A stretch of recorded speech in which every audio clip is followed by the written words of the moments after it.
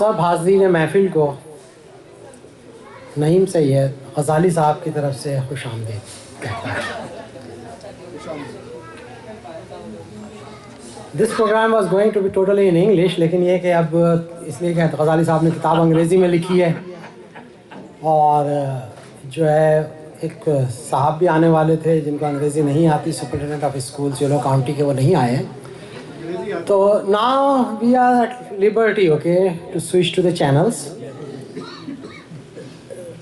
تو آج جو ہے یہ غزالی، سب سے پہلے کچھ غزالی صاحب کی کتابیں موجود ہیں اور عرفان صاحب جو ہیں، جو ایک پڑھے لکھے آدمی ہیں، وہ اس کو جو ہے دیکھ رہے ہیں بجائے پروگرام کو. وہ چاہتے ہیں کہ پہلے سے خود ہی پڑھ لیں. بھائی خرید کے گھر لے جاؤ پڑھ لینا، زیادہ پیسے بھی نہیں ہیں، $20 اور جو ہے غزالی صاحب کے سگنیچر خاص طور پر اس کے ساتھ. چلیں یہ ایک اعلان جو کرنا تھا وہ بھی ہو گیا اس بہانے. شکریہ عرفان. تو غزالی صاحب کی کتاب ہے Islam and Muslims in 21st century. تو this is a very good book اور کچھ لوگوں نے ہم میں سے پڑھ لی ہے، کچھ لوگوں نے اسکین کیا ہے، کچھ لوگوں نے کوشش کی ہے، کچھ لوگ بعد میں پڑھیں گے. یہ جو ہے بیسیکلی جو ہے میں نے اس کو جس طرح سے سمجھا ہے وہ یہ ہے کہ یہ ایک تحقیقی مقالہ ٹائپ کی چیز ہے اور غزالی صاحب نے ایک ہیپوتھیسس اپنا ذہن میں بنائی ہے اور پھر اس کو جو ہے کہتے ہیں نا پروف کریں یا ڈس پروف کریں، تو انہوں نے پھر اس کو پروف کیا ہے. You may disagree with many of those things and I do also, لیکن یہ تو غزالی صاحب کی بریوری ہے کہ جانتے بوجھتے ہوئے بھی کہ میں ان کی کئی چیزوں سے اختلاف کرتا ہوں، مجھے کہتے ہیں کہ ایم سی بنے. تو بہرحال بہادری کی داد دیتے ہیں. اور ایک اور چیز غزالی صاحب میں آپ کو بتانا چاہتا ہوں کہ یہاں پہ بہت سارے لوگ جو ہے وہ آپ جس حیثیت سے جانتے ہیں، جب میں نے ان سے کہا کہ آپ آئیے گا غزالی صاحب کی جو بک سائننگ ہے، تو پہلا سوال یہ تھا کیا جوکس کی بک لکھ دی انہوں نے. تو کتاب پڑھنے کے بعد مجھے خیال ہوا کہ یار اگر جوکس کی بک لکھتے تو زیادہ لوگ پڑھتے بھی، پاپولر بھی ہوتی، سب لوگ ہوتا. لیکن یہ کہ انہوں نے بہت کیا ہے. غزالی صاحب کے لیے جو ہے میں صرف اتنا کہوں گا کہ ان کا تعارف تو ہوتا رہے گا مختلف اس سے تھرو آؤٹ دا پروگرام، کہ اس میں جو ہے ایک حافظ جالندھری کا ایک شعر ہے، میں اس کو تھوڑے سے تصرف کے ساتھ ان کے لیے استعمال کرتا ہوں. صحافت و ادب میں غزالی کا جو حصہ ہے وہ نصف صدی کا قصہ ہے، 2-4 برس کی بات نہیں. تو he is just dedicated wonderful person. تو for about his book there are 2 people knowledgeable, very learned. They read the book, they couldn't come, but they sent their comments. First of that comment is from Dr. Habib Siddiqui. Dr. Habib Siddiqui has authored 11 books and very learned person, اور Malaysia وغیرہ میں بھی کافی ہیں، اور he has earned his PhD from USC. تو میرا تو تعلق ہو گیا ان سے اس لیے کہ تانیہ USC گئی تھی. Marwa Zafar is a PhD student here in UC Davis. اور مروہ جب یہ آئی تھی، جب ان سے ملاقات ہوئی تھی ہماری، تو خالد صاحب کی بھی ان سے ملاقات ہے، خالد صاحب بھی ان سے ملے. تو انہوں نے کہا کہ بھائی یہ کامنٹ کے لیے مروہ سے بہتر کوئی نہیں ہو سکتا ہے. تو میں نے کہا ہاں بات تو بالکل صحیح ہے، کوئی نہیں ہو سکتا. لیکن آج میں نے پوچھا بھائی مروہ کیا کر رہی ہو، جو ہے یہ جو ایگریکلچر میں یہ ماسٹرس کرنے آئی تھی، اور اپنا کیا ہے نباتات وغیرہ جو ہے وہ کیسی جا رہی ہیں پورا تو کہنے لگی کہ نہیں اب جو ہے میں نباتات سے جو ہے نا حیوانات پہ آ گئی ہوں. تو بھائی کیوں؟ اس لیے کہ بھائی اپنا جو ہے وہ تو سبھی کھاتے پیتے رہتے ہیں کہ انسان صحیح ہو جائے تو سب ہو جائے گا. تو اب پتہ نہیں کچھ عجیب طرح کی جو ہے وہ انسانوں کے دماغ پہ ریسرچ ہو رہی ہے یا کیا ہو رہا ہے. لیکن اس وقت تو بہرحال مروہ آ جائیں. اس وقت تو اپنا جو ہے جو کتاب پہ ریسرچ کر رہی ہے اس کے بارے میں بات کرنا چاہتی ہیں. مروہ ظفر.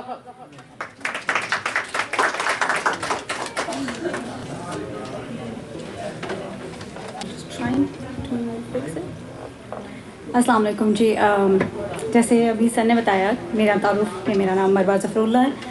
میں 3rd ایئر PhD اسٹوڈنٹ ہوں یونیورسٹی آف کیلیفورنیا ڈیوس میں، اور میں بیسیکلی اسٹڈی کر رہی ہوں ہیومن برین کو اور ڈفرینٹ جو ہے وہ ڈس آرڈرز، نیورولوجیکل ڈس آرڈرز، اور میری فیلڈ آف اسٹڈی ہے جینیٹکس اینڈ جینومکس. سن کے بہت لگتا ہے کہ جیسے بہت سائنسی بنتی ہے، بڑا سائنس سے تعلق ہے. میں اتنا تو شغف نہیں رکھتی ادب سے، जैसे आप सब खूबसूरत लोग रखते हैं, लेकिन थोड़ा बहुत मेरा भी जो है वो अदब से ताल्लुक़ रहा है। मैं जो है वो हेड ऑफ़ ड्रामा राइटिंग थी अपनी यूनिवर्सिटी में, और अभी भी जो है वो लिखने लिखाने का काम करती रहती हूँ थोड़ा बहुत। तो मैं खालिद मसूद साहब की बहुत शुक्रगुज़ार हूँ कि उन्होंने मुझे इस खूबसूरत तकरीब में आने का मौका दिया और आप जैसे खूबसूरत लोगों से जो है वो मुलाकात का शर्फ बख्शा। रिव्यू जो है वो तो चलता है, ज़ाहिर बात है, वो तो चलेगा, उस पर मैं बात करूँगी। लेकिन उससे पहले मैं ये बात ज़रूर करना चाहती हूँ कि मेरा पर्सनल तो जो है वो गज़ाली साहब से कोई इतना जो है पहले कोई तारुफ़ नहीं था, लेकिन रिव्यू पढ़ने के बाद एक बात का अंदाज़ा ज़रूर हुआ है कि बहुत दर्द दिल रखने वाले इंसान हैं। क्योंकि मुसलमानों के बारे में और 21st सेंचुरी में एनालिसिस वगैरह करना, ये सब कुछ, इसके लिए आपको दिल और दर्द दोनों रखने पड़ते हैं। जैसे वो शायर कहते हैं ना जी, दर्द दिल के वास्ते पैदा किया इंसान को, वरना अतात के लिए कुछ कम न थे करो बयां। तो अब आते हैं रिव्यू की तरफ। So first let me introduce the author. His name is Kane Scott, and he is basically a professor of humanities and cultural studies at the Dominican University of California and board member of Museum of the American Indian Novato, California. And he wrote the review of the book Islam and Muslim in the 21st Century, written by Abdus Sattar Ghazali. When we started his review, he said, Abdus Sattar Ghazali is a well-known Pakistani scholar of Islam and Muslims who has written extensively on these matters for years. A true scholar, his work Islam and Muslims in the 21st Century brims with quotations, facts, footnotes, and bibliography. A fascinating aspect of the work is his analysis of the Rand Corporation paper on the future of the Middle East that guides American policymakers. Their conclusion being that Muslims are inherently lost in sectarianism and tribalism, preventing them from modernizing. It's an exhaustive study that looks at Islam today and tomorrow. Given its depth, it can become a significant resource for critical geopolitical and socio-economical analysis that takes place in think tanks, universities, corporations, and other serious-minded organizations who are genuinely concerned with the future of the Muslim world and its global import. Islam and Muslims in the 21st century looks at the continued impact of the West, especially its hegemony on political and socio-economic future of the states comprising the Muslim world. This Western dominance stems from the West's dependence on the critical resources that exist there, Middle East oil and today Afghan minerals. As a consequence, the West has been very adept in the game of real politics, in which it divides and rules by playing one group off against another. The geographical as well as sectarian politically complexity of the Middle East makes this political strategy easy to implement. The other significant threat of Western control comes in the form of Orientalism. In this worldview, the West is presented as superior with its science, rationality, technology, and information system. The Islam world, on the other side, as backward religious, tribal, and broken, requiring tutelage and guidance. A powerful Ghazali quotation is, there are 57 Muslim states representing 23rd percentage of the world's resources, but they are all minor players on the world stage. Making a Muslim countries more vulnerable is that's nice the time of Nasir. They tend to be drawn to either religious authoritarianism or military rule. The Gulf region, Egypt, Turkey, Pakistan, and Iran are classical examples. The Arab Spring, although an attempt to democratize, failed miserably because of these embedded authoritarian forces who are determined to maintain the status quo and resist any socio-economic changes that endanger their position. The real story, however, is that many of these regimes are shot up by the West, who prefer authoritarianism to democracy as a polity easier to control besides making billions through sales of military hardware, with the US leading the way, Saudi Arabia in particular. Another theme that is in play is the shock doctrine, elaborated Naomi Klein. The socio-economic and religious sectarian divisions, characteristic of this part of the world, have been magnified and exploited by outside forces through a series of indefinite proxy wars conjured primarily by Moscow and Washington, which keeps Muslim countries in Middle East and North Africa perpetually weak and divided. Syria, Afghanistan, of course, being the best illustrations. Millions of Muslims are literally in perpetual shock as their families, home, future are being shattered in a game of thrones that serve the West in terms of resources. And the last, he mentioned as a conclusion that I recommend Muslims and Islam unconditionally. There is so much to be learned and uncovered within its pages. It's a literal treasure trove of insights about the global future and reach of Islam Muslims as they and the world move deeper into complexity of 21st century. Thank you.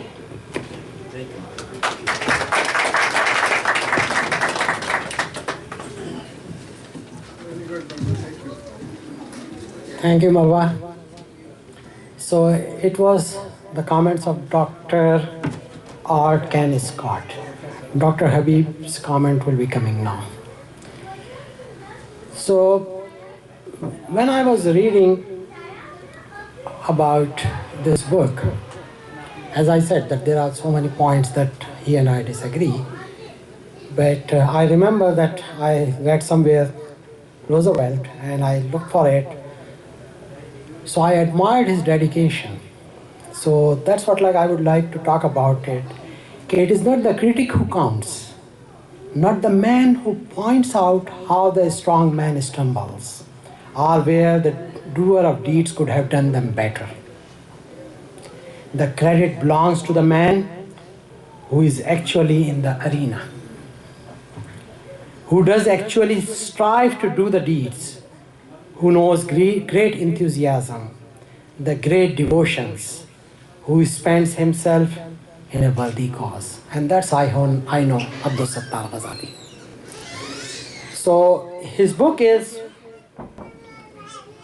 just a lot of work, a lot of research work. He has quoted hundreds of the papers and people, and it's a wonderful read. When I was reading, I remember another person, Maulvi Abdus Salam. Maulvi Abdus Salam was a great person, great author. In 1950s, his books were adopted by Education Board दरसी Qutub के तौर पर पाकिस्तान में.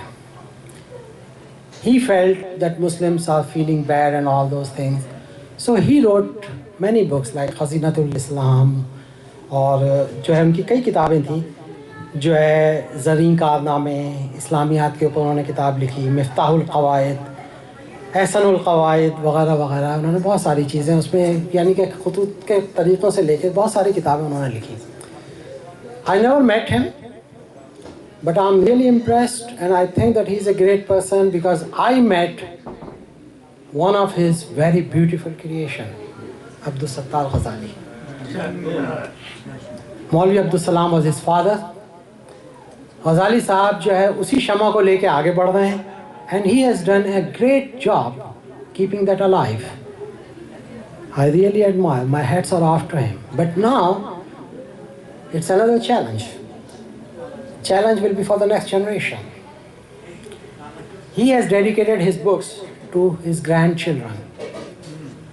One of his grandchild is going to come here and read the comment by Dr. Habib Siddiqui, that what he wrote about it. Imaad Ghazali. Imaad, it is your turn now to keep the torch and running.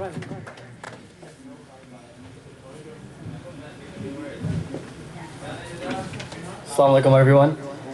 As mentioned by Naeem Syed, this is a comment by Dr. Habib Siddiqui. And his comment states that in 1978, Professor Edward Said's book, Orientalism, was published. It was a groundbreaking critique of the Western historical, cultural, and political perception of the East by the late Columbia University professor. Nearly 4 decades after its first publication, the book remains a modern classic.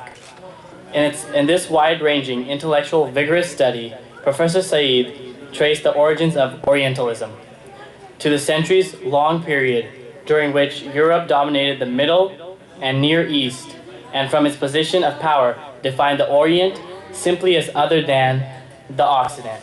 In August 2003, nearly 23 months after 9/11, writing for the Al-Ihram Weekly Online, Professor Said wrote, "I wish I could say the general understanding of the Middle East, the Arabs, and Islam in the United States has improved somewhat, but alas, I really hasn't." He was referring to his seminal work, Orientalism. The trillion-dollar question that we must ask today is, has the situation improved since 1978 or even 2003? The answer is provided by veteran journalist Mr. Abdus Sattar Ghazali in his book, Islam and Muslims in the 21st Century. He shows us that our world is more divided politically and ideologically today than ever before, despite the fact that we are more connected virtually via electronic and alternative media. American forces are still in Afghanistan 17 years after the country was invaded and occupied. Iraq is in a mess since American invasion and subsequent occupation, defying world opinion, including the UN in 2003. With millions of displaced folks everywhere.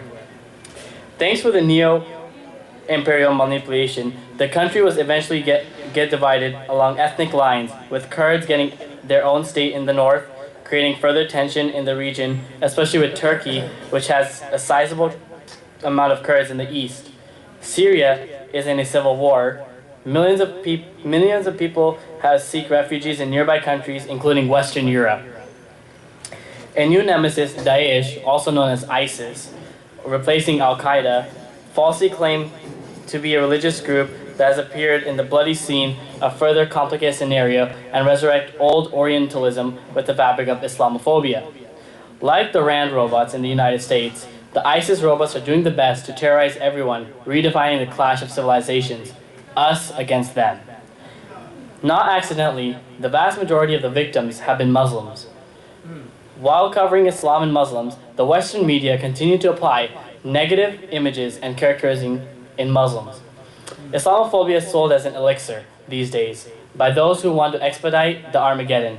President Eisenhower, fear of industrial military complex is no longer a myth, but has become a reality.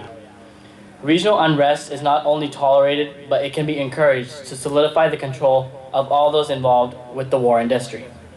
Mr. Ghazali quotes a RAND study, December 2004, that suggests that Sunni, Shia, Arab, and non-Arab divides should be exploited to promote the U.S. policy's objective in the Muslim world.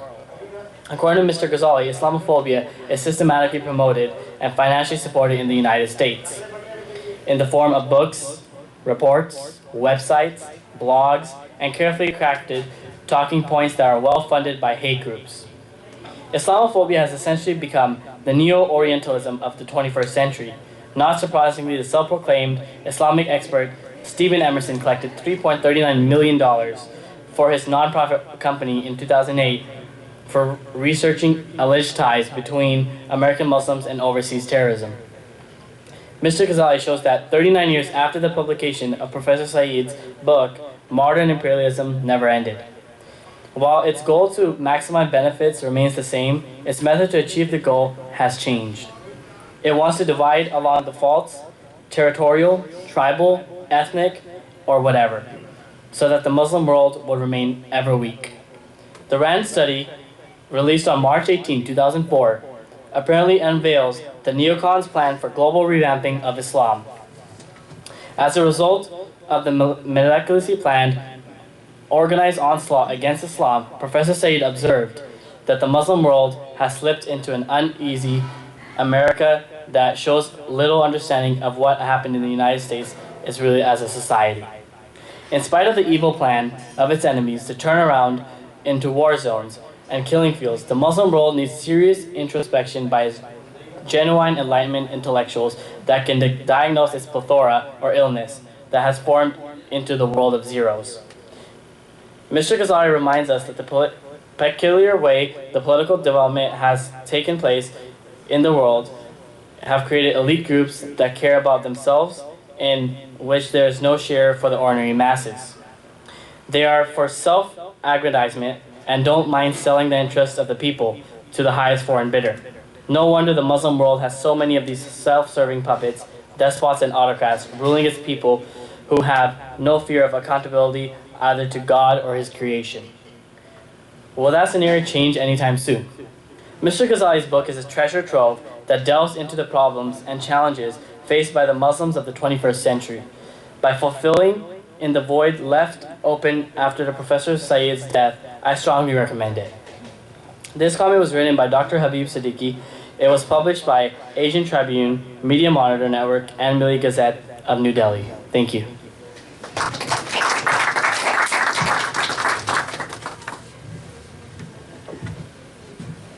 Thank you, Imaad.